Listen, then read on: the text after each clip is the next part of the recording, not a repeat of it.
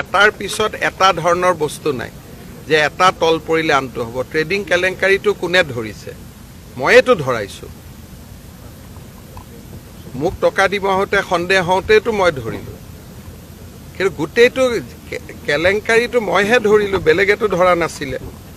গতিকে এতিয়া ধৰা মানুহজনকে আক্ৰমণ কৰিলে তাৰ মানে কি? অপৰাধীক আমি সাহস দিব খুজিছোঁ যে তোক মুখ্যমন্ত্ৰীয়ে ধৰিছে, গতিকে আমি মুখ্যমন্ত্ৰীকে ধৰি দিওঁ। এইটোৰ মিনিংটো কি? যিজন মানুহে গোটেই ঘটনাটো পোহৰত আনিলে তেওঁকে গালি গালাজ কৰা মানে ইনডাইৰেক্টলি অপৰাধীকেইজনক ভিটামিন দিয়া হ'ল নে নাই? এতিয়াতো আপোনালোকে জানে চেনেলবিলাকত বা বিভিন্ন ইউটিউব এওঁলোকৰ ওপৰত পডকাষ্ট হৈছে, এওঁলোকক হিৰো বনাই আছিলে, মইতো দেখা নাছিলোঁ। যেতিয়ালৈকে মোক 1 কোটি টকা দিব অহা নাছিল, মোক মানে ৰিলিফ ফাণ্ডত, তেতিয়ালৈকেতো এওঁলোকক চবেই হিৰো বনাই ৰাখিছিল। হিৰো বনোৱাততো মই নাই। এইসকলক হিৰো বনাই কোনে ৰাখিছিল? আমাৰ সমাজৰ একাংশই ৰাখিছিলে।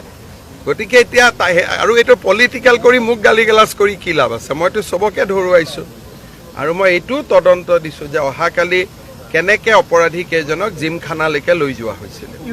মই কালি প্ৰথম গ্ৰেপ্তাৰ কৰি আমাৰ এটা পুলিচৰ ফ'ৰ্চে তেওঁলোকক জিমখানাত লৈ গৈছে, লৈ গৈ এটা চেনেলক সাক্ষাৎকাৰ ল'ব দিছে। পুলিচ আৰু সাংবাদিকৰ সম্পৰ্কটো এইটো চিন্তনীয়।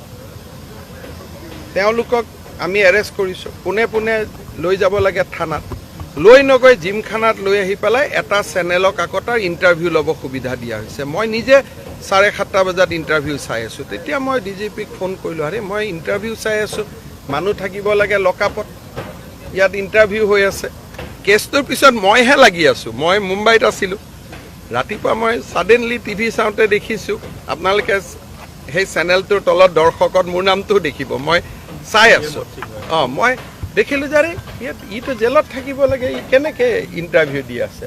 তেতিয়া মই ফোন কৰি হুলস্থুল লগালোঁ। গতিকে মইতো ইয়াৰ পিছতে লাগি আছোঁ আৰু আজি আমি কেবিনেটত সাহসী সিদ্ধান্তটো ল'ম ইয়াৰ ওপৰত। সেইবিলাকত কোনো ইছ্যু নাই। কিন্তু ঘটনাটো হ'ল যে মই ইমানখিনিলৈকেও মই এইটোত সন্তুষ্ট নহয় যে তেওঁক গ্ৰেপ্তাৰ কৰি তেওঁলোকক ডাইৰেক্টলি থানাত লৈ যাব লাগিছিল। এবাৰ জিমখানাত লৈ আহি এটা চেনেলক সাক্ষাৎ কৰাৰ সুবিধা, এতিয়া গোটেই কথাবিলাকৰ মাজত আপোনালোকে ক'ৰবাত সোমাই আছে, কোনোবা ইউটিউব, কোনোবা চেনেল। ঝামেলাটো আপোনালোকৰ পৰাই আহেগৈ, ঝামেলাটো মোৰ পৰাতো নাহে। এই গোটেই ঝামেলাবিলাক খাব গৈছিল, খুৱাইছিলে, কি খাইছিলে, যিবিলাক এতিয়া ইউটিউব ওলাই আছে এইবিলাকতো মই আৰু আধা ইউটিউবক চাব লোকসভা ইলেকশ্যনৰ সময়তে আধা ইউটিউব চেনেলে মোক গালি পাৰি আছিল। ব্যৱস্থা কি ল'ব? এতিয়া আপোনালোকে কিবা দেখুৱালে আপোনালোকক মই কি ব্যৱস্থা ল'ব পাৰোঁ? দেশততো মই যদি আপোনালোকক এৰেষ্টো কৰোঁ, হাইকোৰ্টে বেল দি দিব, ক'ব যে সংবাদ মহলৰ ওপৰত কিয় আক্ৰমণ চলাইছে। এতিয়া সাংবাদিকৰ ওপৰত ব্যৱস্থা সাংবাদিকে নিজে ল'ব লাগিব। চৰকাৰেতো আৰু সাংবাদিক ইউটিউবাৰৰ ওপৰত চৰকাৰে ব্যৱস্থা ল'ব নোৱাৰে।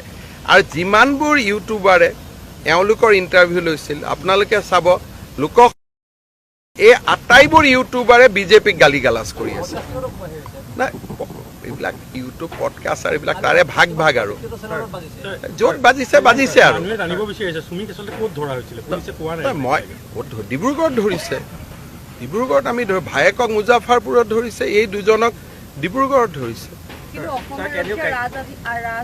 এইটো ময়েতো ক'লো যে মই বেয়া পাইছোঁ বুলি। সেইটো ৰাজ আতিথ্য দিয়া নাই, এটা চেনেলক সহায় কৰিবৰ কাৰণে লৈ গৈছিল। এইটো আৰক্ষীক দোষ দি লাভ নাই, আৰক্ষীক চেনেলটোৱে ইণ্টাৰফেয়াৰ কৰি দিলে। কাৰণ সেই চেনেলটোৱে কিবা কাৰণত আৰক্ষীজনক ইনফ্লুৱেঞ্চ কৰিলে। গতিকে ঘটনাটোৰ পিছফালে চেনেল আৰু সাংবাদিকহে আছে। এতিয়া ওলাব, ক'ত যাব? ওলাব এটা দিনত। এতিয়া এজন মানুহ পলাই গ'লে আপোনালোকে যেনেকৈ কয় পুলিচে ধৰি আনিব লাগে, তাৰমানে পুলিচে এড্ৰেছটো গম পাব লাগিব, পুলিচৰ লগত লিংক থাকিব লাগিব। সময় লাগে। কিছুমান অপৰাধী ধৰোঁতে 5 বছৰ লাগে, কিছুমান 2 বছৰ লাগে, কিছুমান 2 দিন লাগে। এতিয়া যদি পুলিচে চবকে ধৰিবই পাৰে, তেতিয়াহ'লে এনেকুৱা হ'ব যেন পলোৱাৰ আগতে অচিক ফোন নম্বৰটো দি থৈ যাব লাগিব যে মই অমুকত আছোঁ, মোক ধৰি আনক বুলি। তেনেকৈতো নহয়।